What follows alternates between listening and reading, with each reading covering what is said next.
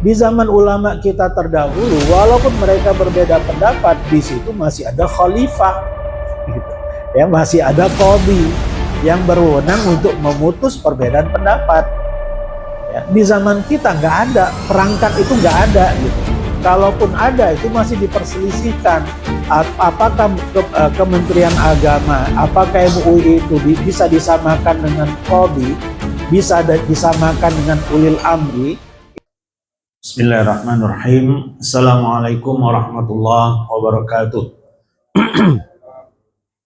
Alhamdulillah wassalatu wassalamu ala Rasulillah.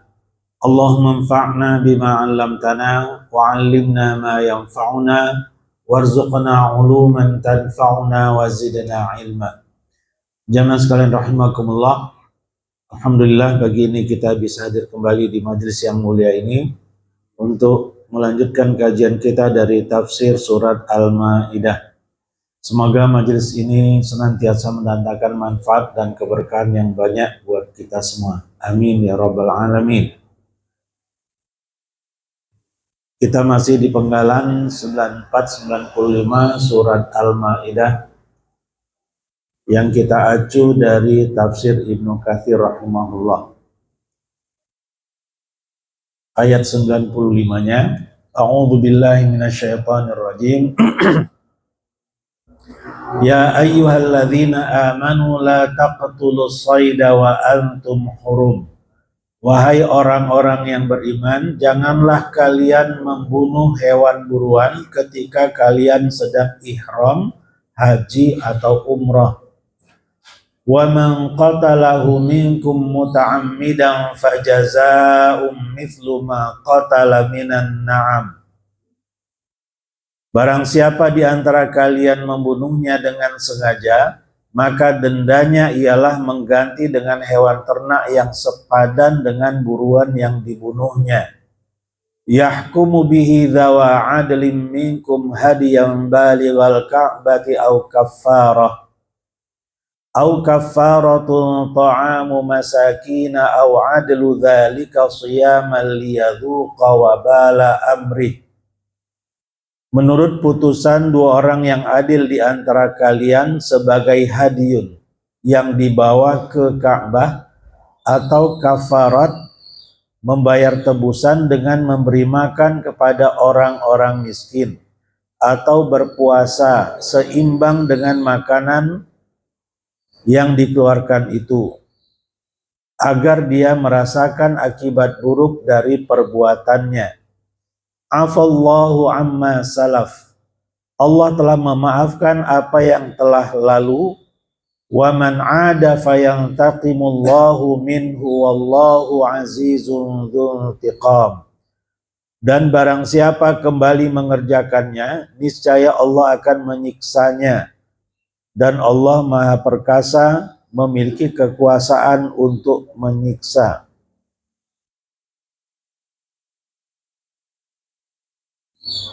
Al-Imam Ibnu Katsir rahimahullah mengatakan, "Tsumma qala ta'ala ya ayyuhalladzina amanu la taqtulus sayda wa antum hurum." Wa hadza tahrimun minhu ta'ala liqatli saydi fi halil ihram. Ini adalah pengharaman dari Allah Subhanahu wa taala tentang membunuh hewan buruan dalam kondisi ihram. Wa nahat an ta'atihi fihi, dan Allah melarang untuk melakukannya dalam kondisi ihram itu. Melarangnya dan juga memanfaatkan hewan buruannya itu. Wa hadza innama yatanawalu min haitsul ma'nal ma'kul. Dan konteks yang ada di dalam ayat ini, maknanya adalah hewan buruan yang dimaksud adalah hewan yang dapat dimakan, dikonsumsi. Wa ma yatawalladu minhu wa min ghairihi. Dan apa yang menjadi cabang dari manfaat hewan buruan itu. Mungkin hewan buruan itu bukan untuk dimakan, tetapi untuk dimanfaatkan kulitnya misalnya. Fa amma ghairul ma'kul min hayawanatil barri, adapun hewan-hewan yang tidak bisa dikonsumsi dari hewan-hewan darat, menurut Imam Syafi'i boleh bagi orang yang sedang ihram membunuhnya. Jadi menurut Imam Syafi'i, larangan dalam ayat ini khusus untuk hewan-hewan yang bisa dikonsumsi dan dibunuh untuk dikonsumsi. Ya, membunuh kelinci misalnya, ya, membunuh kijang, ya, atau kalau di sana al-anz, ya, al-anz itu apa itu ya? Antelop apa bahasa Indonesianya itu, ya, kambing yang tanduknya itu panjang dan agak bengkok, al-anz dalam bahasa Arabnya, itu banyak di gurun. Nah, jadi hewan-hewan itu yang haram menurut Imam Syafi'i. Ya, tapi kalau hewan-hewan yang tidak bisa dikonsumsi, itu tidak haram untuk dibunuh oleh orang yang sedang ihram. Wala yustathna min dzalika illa ma thabata fi sahihain. Dan tidak ada pengecualian kecuali apa yang disebutkan di dalam hadis yang diriwayatkan oleh Imam Bukhari dan Muslim dari jalur Az-Zuhri, dari Urwah bin Zubair radhiyallahu anhu, dari Aisyah radhiyallahu anha ummul mukminin, bahwasanya Rasulullah sallallahu alaihi wasallam bersabda, khamsun fawasiq, ada 5 hewan yang suka mengganggu, yuqtalna fil hilli wal haram, yang boleh dibunuh di tanah halal ataupun di tanah haram. 5 hewan itu adalah al-ghurab, burung gagak, wal hidaah, ini juga sejenis burung, wal aqrab, kalajengking, wal fa'rah, tikus, wal kalbal aqur, ya, kambing galak, ya, bukan kambing, anjing, ya, anjing galak, ya, khususnya yang berwarna hitam legam. Wa qala Malik an-Nafi' an Ibni Umar radhiyallahu anhuma, bahwasanya Rasulullah sallallahu alaihi wasallam bersabda, 5 khamsun minad dawab laisa 'alal muhrim fi qatlihinna junah. Ada 5 hewan yang tidak haram bagi orang yang sedang ihram untuk membunuhnya. Tidak berdosa bagi orang yang sedang ihram untuk membunuhnya. Al-ghurab wal hidaah wal aqrab wal fa'rah wal kalbul aqur, sebagaimana yang kita sebutkan tadi ada 5, ya. Akhrajahu warahu Ayyub an Nafi' an Ibni Umar mithlahu. Qala Ayyub faqultu li Nafi'. Kemudian ada perawi hadis yang namanya Ayyub bertanya kepada Nafi' yang meriwayatkan hadis tadi, fal hayyah, bagaimana dengan ular? Apakah orang yang sedang ihram haji atau umrah boleh membunuh ular? Qala al hayyah la syakka fiha, tentu saja ular pun boleh dibunuh, tidak ada keraguan di dalamnya. Wala yukhtalafu fi qatliha, dan tidak ada perselisihan pendapat tentang bolehnya orang yang sedang ihram untuk membunuhnya. Wa minal ulama kamalik wa Ahmad man alhaqa bil kalbil aquri adz-dzi'ba was-sabu' wan namir wal fahad li'annaha asyaddu dararan minhu fallahu a'lam. Dan di antara ulama seperti Imam Malik dan Imam Ahmad, ya, mencabangkan, ya, mengkiaskan dari anjing galak al-kalbul aqur, itu dengan hewan lain seperti serigala, adzib, wasabu, hewan buas, wan namir, ya, harimau, wal fahad, ya, harimau juga termasuk singa di dalamnya, lianna, karena hewan-hewan yang disebutkan tadi lebih berbahaya, ya, dibanding hewan-hewan 5 fawasik yang disebutkan tadi. Tapi tentunya untuk jamaah haji Indonesia, jamaah umroh Indonesia kayaknya jarang-jarang ketemu ya, hewan buruan ya, karena selalu berada di tempat di kotanya ya. Kalau jamaah haji yang datang dari sekitar Jazirah Arab ya, atau malah dari negara-negara lain yang biasa melewati jalur darat ya untuk menuju Mekah ya, kadang ada yang pakai sepeda, ada yang pakai unta gitu, ada yang pakai kuda ya. Untuk sampai ke Mekah ya, mereka akan mendapatkan hewan-hewan tadi sepanjang perjalanannya ya. Itu tidak hal yang kita sebutkan tadi harus diperhatikan oleh mereka yang menemukan hewan-hewan yang disebutkan tadi ya, atau hewan-hewan buruan, dan ada pengecualian hewan-hewan yang membahayakan itu boleh dibunuh kalau sanggup ya. Wa qala Zaid bin Aslam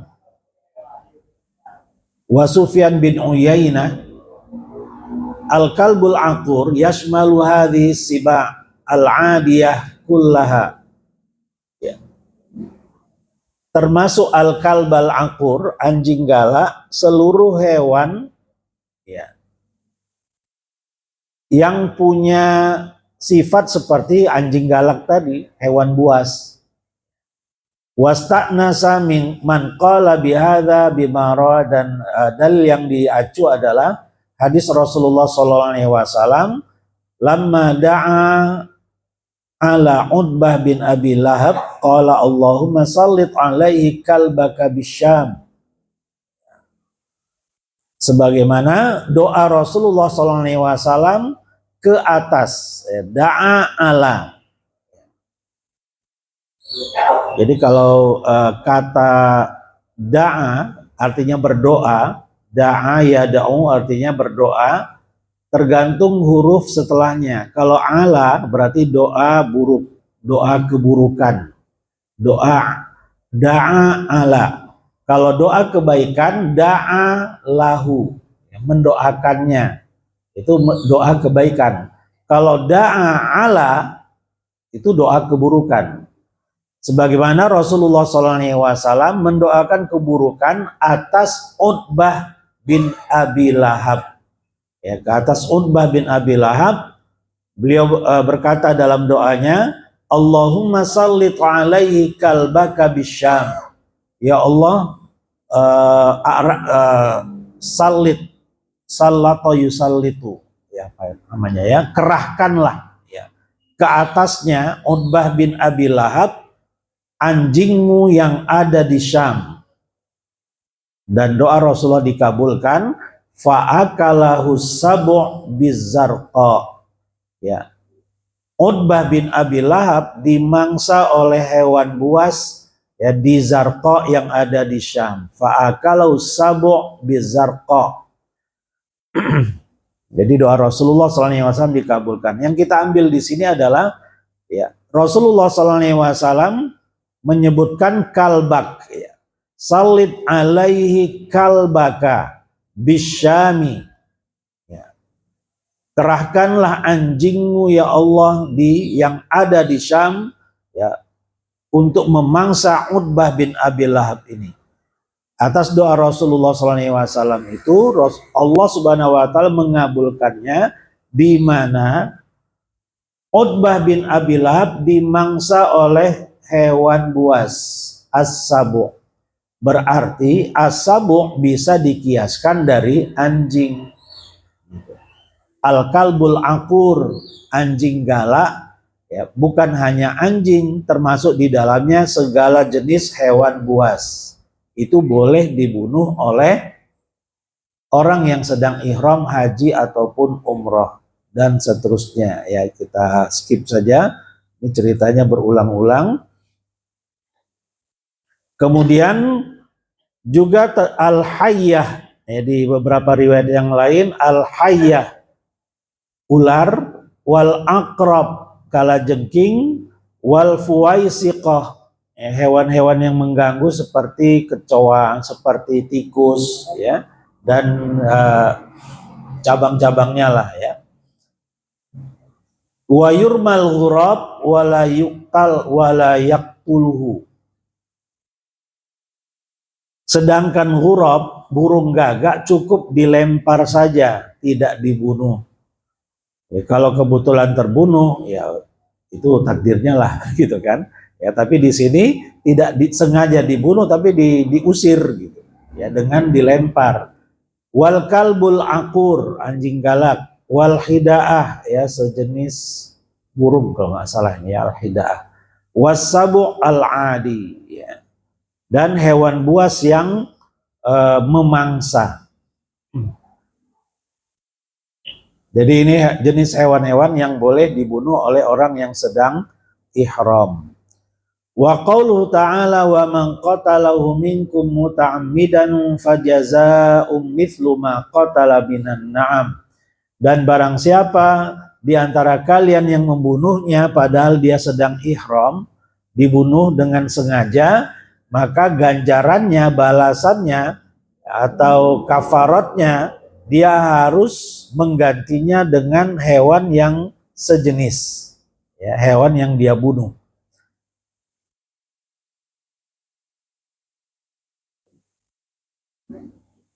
Sini al-jumhur, mayoritas ulama berpendapat annal amid wan nasi sawa fi wujubil jaza alaihi.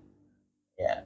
Orang yang sengaja juga orang yang lupa bahwa dia sedang ihram tapi membunuh hewan buruan sama, sawa dalam hal wajibnya dia, ya, menebus hewan yang sudah dia bunuh tadi dengan hewan yang sejenis, ya, yang sengaja muta'ammidan, ya, dan dia tahu dia sedang ihram tapi dia sengaja membunuh hewan buruan, dia harus ganti, ya.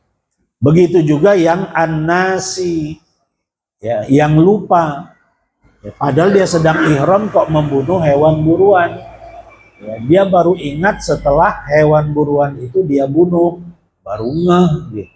Nah, itu juga sama, dia harus ganti. Fajaza'um mithlu ma qatala minan na'am. Itu menurut pandangan mayoritas ulama.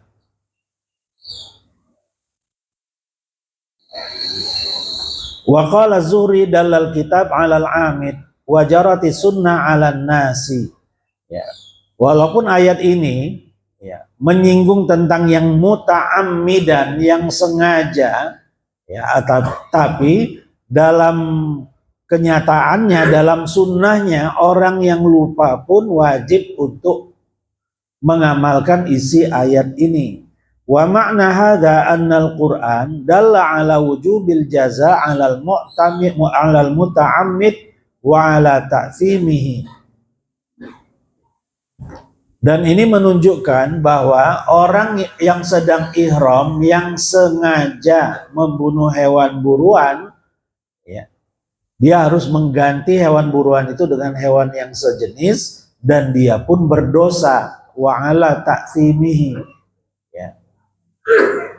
Karena ayat penggalan ayat setelahnya liyadzuqa wabala amrih, agar dia merasakan akibat dari perbuatannya itu. Afallahu amma salaf, sementara, ya, apa yang telah lalu Allah sudah maafkan, dan yang kembali melakukannya, mengulangi perbuatan itu, fayaltaqimullahu min, ya, Allah akan membalasnya darinya.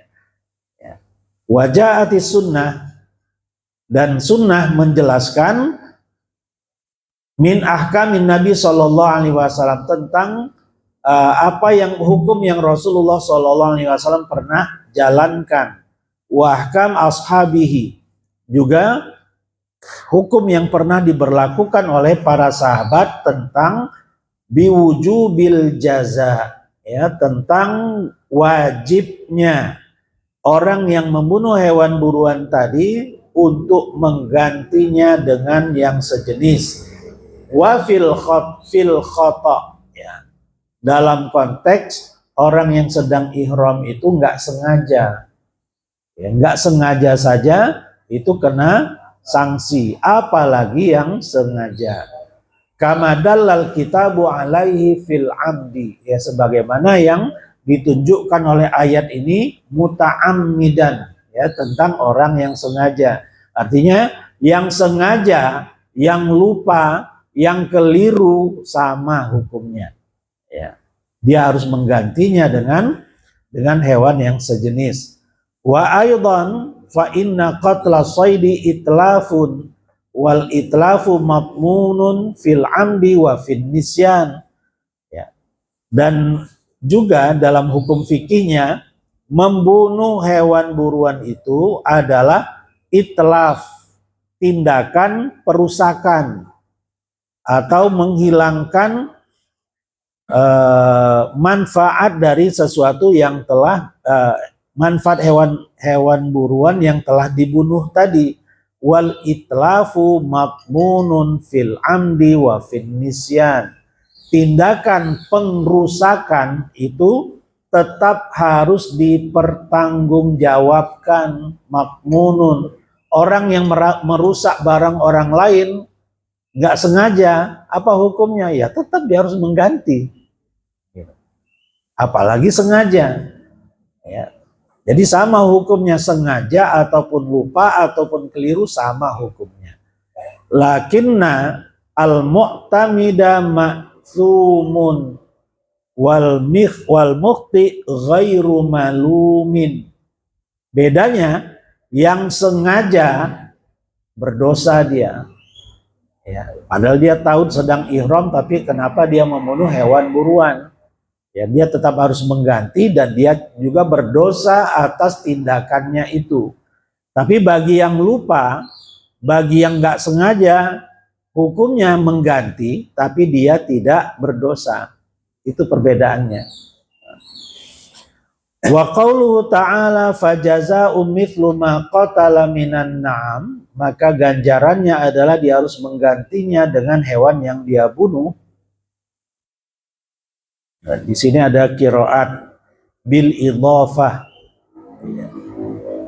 Jadi fajaza'u mithli. Jadi di sini mudhaf ilaih. Fajaza'u mithli. Kalau yang kita baca kan fajaza'um mithlu ma. Jazaun atau jazaan? Ya, jazaun ya. Fajaza'un mithlu ma qatala minan na'am. Jadi misalnya di sini badal ya.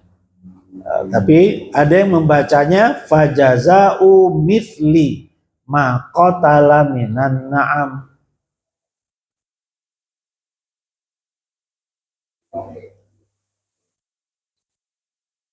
Jadi mutlak ya, seorang ulama ya, apalagi ulama tafsir harus menguasai bahasa Arab. Karena misalnya di sini perbedaan qiraat itu dampaknya diantaranya ke tafsir. Gara-gara fathah atau dhammah atau kasroh, kesimpulan hukumnya itu akan berbeda. Contohnya ayat wudhu sajalah ya. Kalau di sini ini kasusnya saja nggak kebayang oleh kita karena memang jarang-jarang kan membunuh hewan buruan saat kondisi ihram itu jarang terjadi kan. Apalagi bagi yang belum pernah umroh, belum pernah haji ya itu nggak kebayang sama dia. Yang pernah haji dan umroh pun nggak kebayang kan karena nggak pernah mengalami kondisi seperti ini. Nah, contohnya ayat wudhu. Idza kuntum ila sholati faghsilu wujuhakum wa aydiyakum ilal marafiq wamsahu bi ru'usikum wa arjulakum atau wa arjulikum. Ya, itu ayat wudhu ya. Ya ayyuhalladzina amanu di surat An-Nisa ya, wahai orang-orang yang beriman, idza kuntum ila shalah, kalau kalian mau salat, faghsilu wujuhakum wa aydiyakum, maka basuhlah wajah dan tangan kalian ilal marafiq sampai siku, wamsahu dan usaplah. Kalau tadi basuhlah ya kan, faghsilu itu basuhlah, kalau wamsahu usaplah Apa beda faksilu dengan wamsahu? Kalau faksilu benar-benar airnya ditampung atau anggota wudhunya dibasahi. Kalau wamsahu dengan membasahi telapak tangan, kemudian telapak tangan yang basah tadi diusapkan ke kepala. Jadi bukan diambil air kemudian diguyur ke kepala, bukan. Itu beda faksilu dengan beda al-ghuslu dengan al-mashu. Nah, masalahnya di sini bunyi ayatnya wamsahu biruusikum, dan usaplah kepala kalian, wa arjulakum atau wa arjulikum. La atau li? Kalau wa arjulakum hukumnya seperti hukum yang pertama, faghsilu wujuhakum wa aidiakum, maka hukumnya dibasuh. Ya, dia ataf ke atas wa faghsilu wujuhakum wa aidiakum, juga wa arjulakum. Jadi kaki itu dibasuh. Tapi kalau bacanya kasrah wa arjulikum, dia adalah sambungan dari biruusikum. Ya, dan usaplah kepala kalian dan usaplah kaki kalian.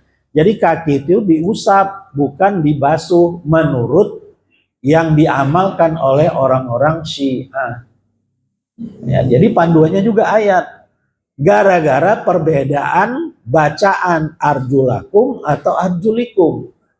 Ya. Jadi harokat dalam ayat Al-Quran yang kita baca itu berdampak kepada hukum. Ya. Gak sembarangan, makanya hati-hati ketika kita baca fathah, kasroh, dhammah, itu harus persis seperti ayat yang kita baca. Ini ada sejarah kenapa Al-Quran itu diberi baris. Dulu nggak ada barisnya, ya, nggak ada dhammah, nggak ada kasroh, nggak ada sukun, itu nggak ada dulu. Ya. Jangankan tanda baca, titik pun tidak ada di awal-awal dulu. Ya, jadi kita tidak bisa membedakan antara nun, ba, ta, sa, itu nggak bisa kita bedakan sebagai orang yang bukan orang Arab. Orang Arab pun belum tentu bisa membedakan. Jadi antara bintun dengan nabetun itu nggak bisa dibedakan. Ya polos semuanya.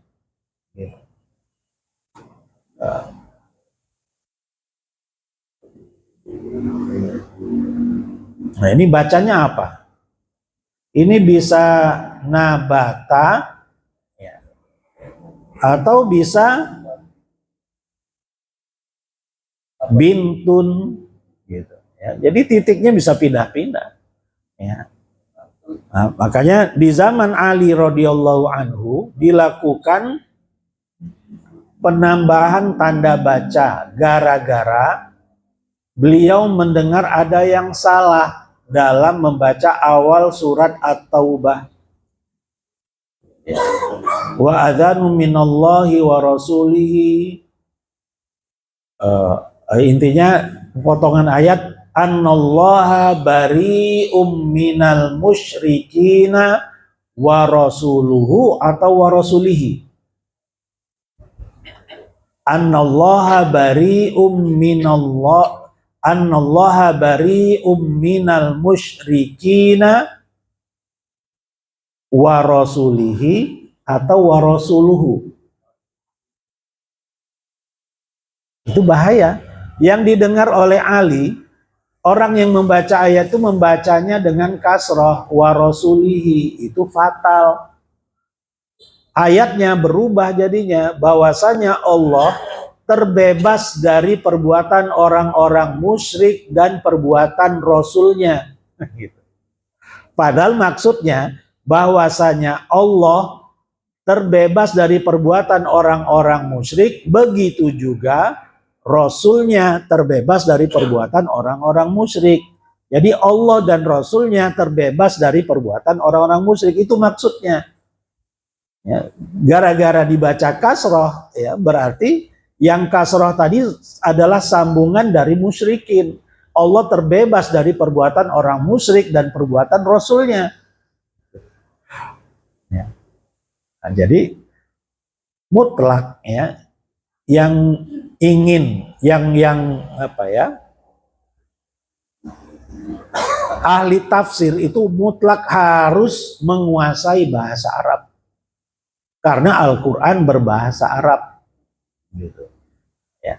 Kalau tidak ngerti bahasa Arab, tidak menguasai ilmu nahwu, ilmu saraf, ilmu balaghah, dia akan bingung ya, bahkan dia akan mengkritik Al-Qur'an, ini kenapa begini gitu. Ya, karena kurang ilmunya gitu. Karena ilmunya yang kurang.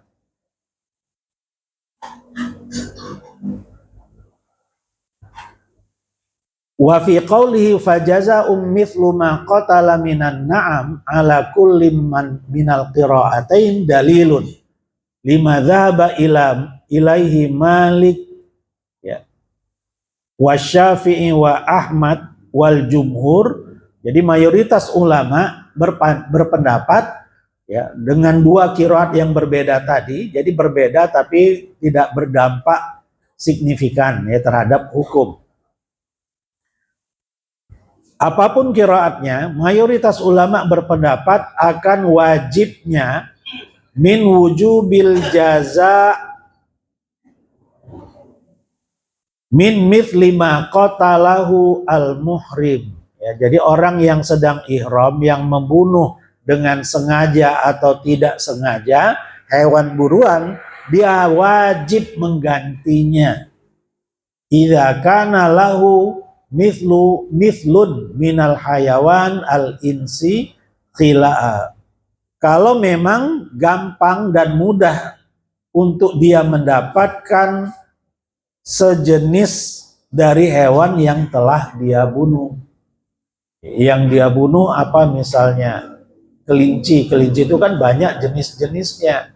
Ya dia boleh, yang penting kelinci, mau jenis apapun boleh. Nah, itu maksudnya. Gak harus persis ya. Jenisnya kelinci gurun, berarti dia wajib mencari kelinci gurun. Gak boleh pakai kelinci yang bukan kelinci gurun misalnya. Nah, itu gak boleh. Nah, jadi di sini idza kana lahu mithlun minal hayawanil insi.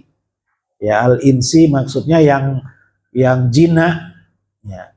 Hewan yang jina. Kalau kelinci gurun itu kan liar kan, makanya diburu. Kalau kelinci yang kita dapatkan di sekitar kita, apalagi ada banyak yang jual gitu, nah itu kan gampang untuk didapat, tinggal beli kemudian ya itulah yang dia lepaskan. Nah, itu menurut mayoritas ulama. Khilafan li Abi Hanifah, ya, berbeda dengan pendapat Imam Abu Hanifah rahimahullah.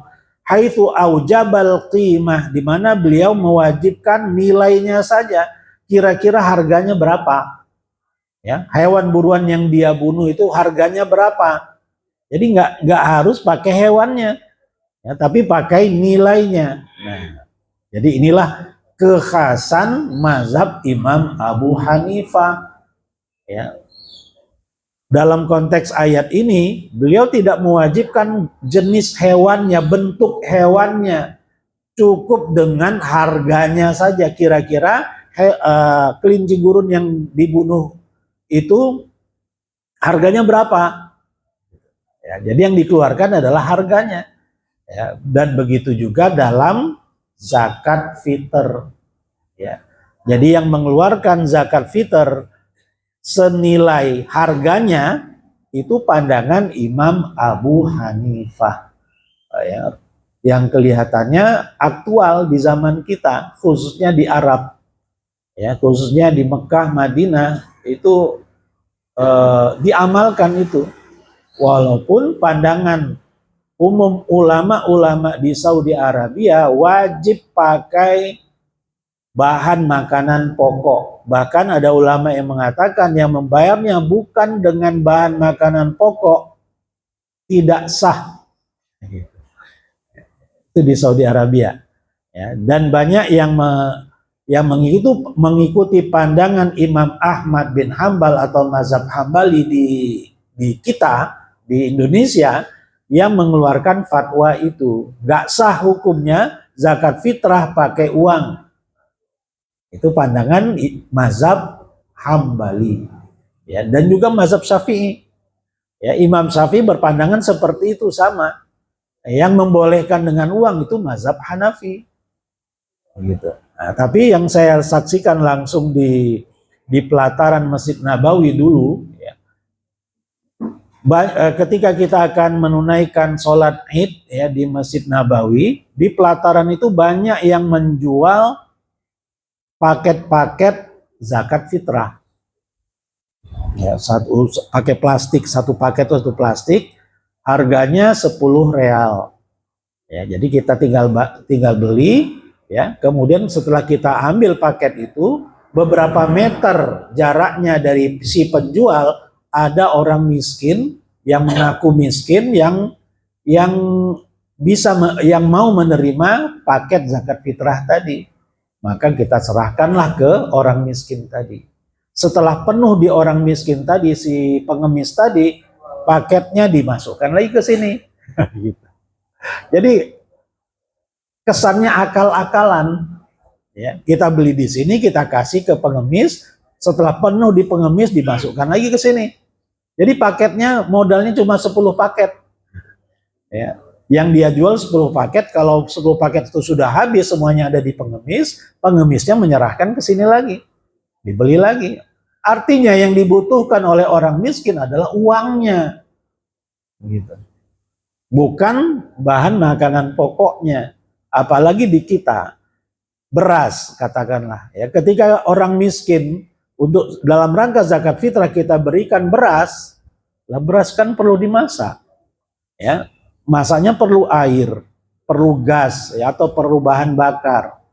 Nah, kalaupun sudah matang, nggak mungkin makannya cuma nasi, harus ada lauknya kan. Jadi berbeda konteksnya. Ya, ketika zakat fitrah itu diwajibkan, ya mungkin konteks aslinya itu adalah makanan orang-orang di sekitar Jazirah Arab. Ya, makanannya adalah kurma.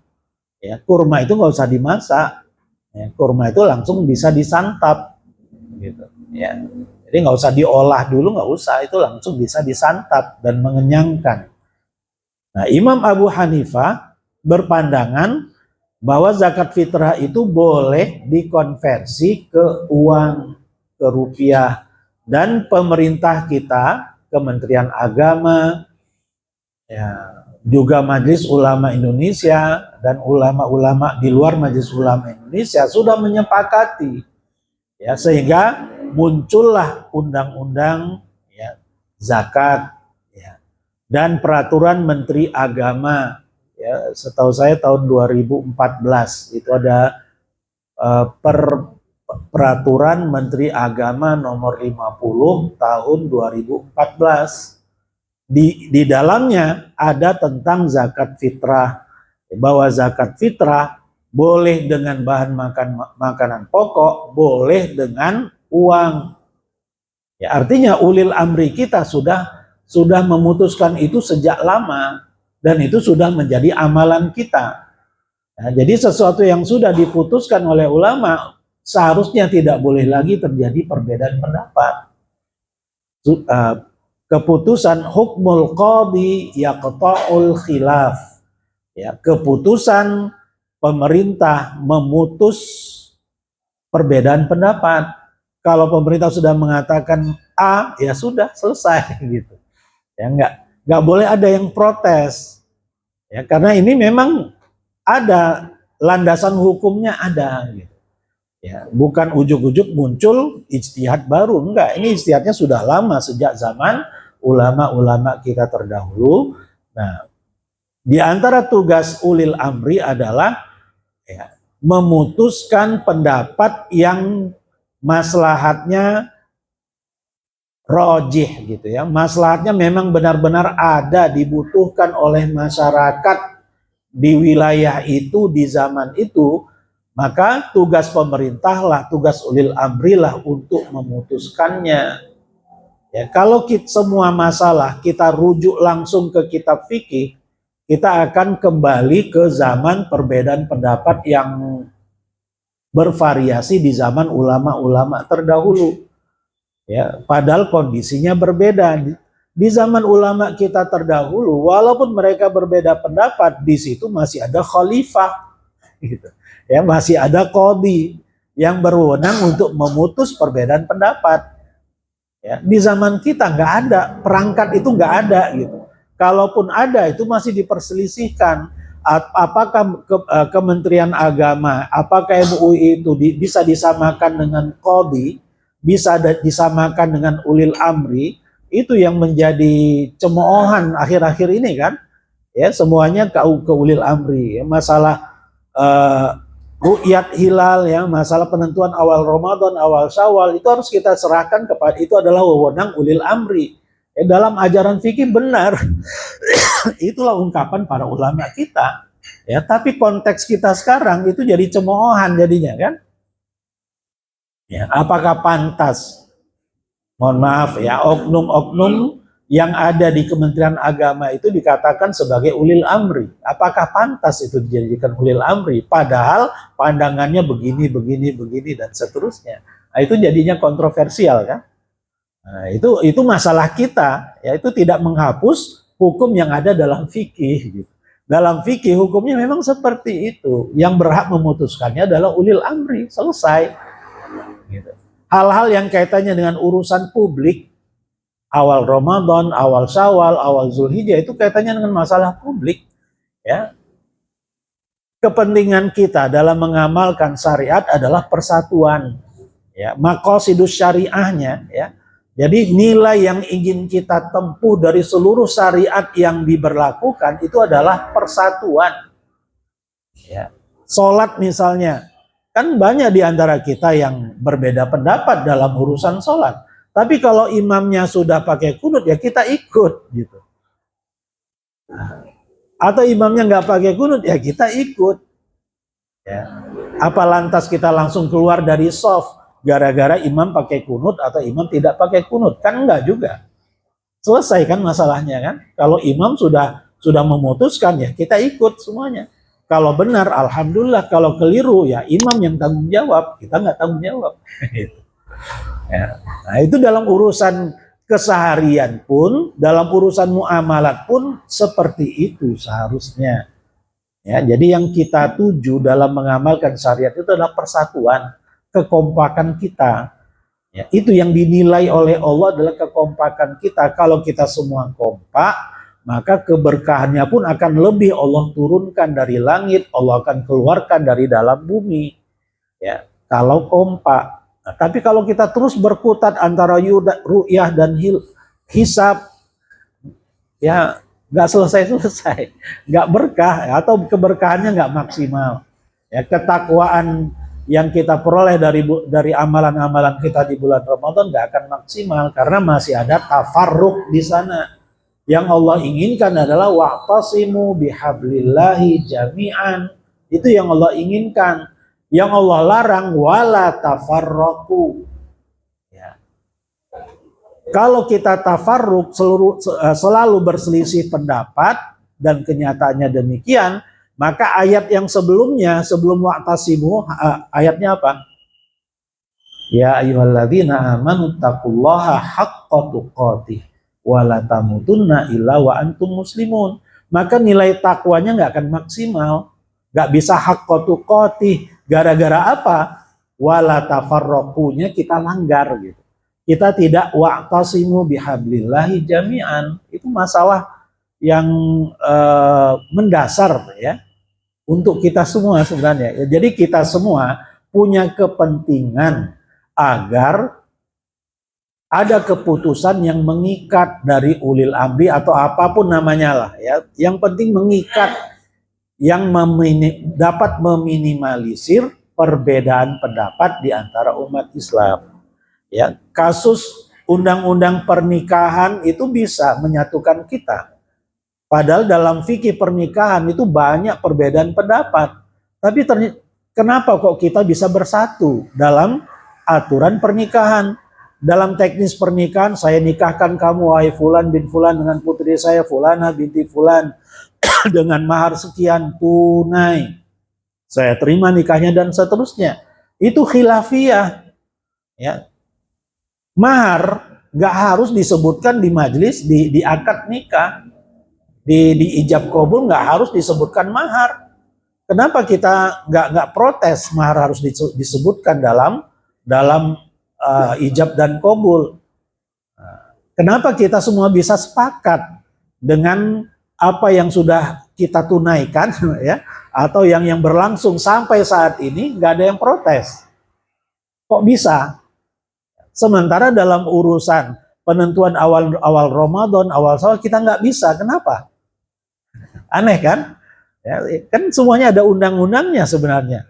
Ada aturan mainnya ya, yang diatur oleh negara. Nah, jadi inilah yang selalu berulang-ulang menjadi PR kita sebagai umat. Ini saja mungkin untuk sementara, kita lanjutkan di pertemuan berikutnya insya Allah. Assalamualaikum warahmatullahi wabarakatuh.